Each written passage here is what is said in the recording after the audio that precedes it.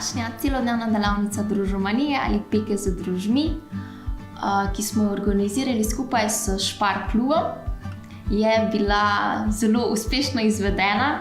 Dobili smo 12 novih družomanov in družomank, ki so se v teku delavnice naučili vse o drožeh, torej kako jih narediti, kako skrbeti zanje, da kruh ne bo kisel, da bo kruh shajal in potem seveda tudi kako zamesiti testo.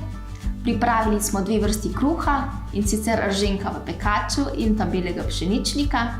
Nato smo se posladkali še s pirinim kolačem sadjem, da smo videli, da je droži mogoče uporabiti tudi v druge namene, ne samo za kruh.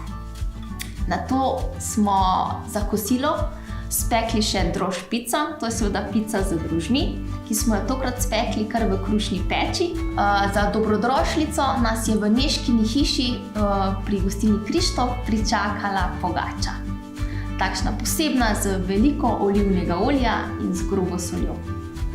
Nato smo se na delavnici tudi poleg gnetenja naučili tudi, kako testo prepogibamo, kako oblikujemo lep hlebec, kako ga nato seveda tudi, ko je primerno, vzhajan, zarežemo in seveda spečemo.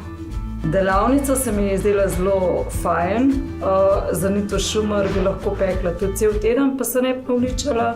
Hrana odlična, nič ne napihne, tako da droži so fantastične in upam, da bo tako tudi doma. Da se bo vse tako lepo vzhajalo, kot je tukaj v Nežkini hiši.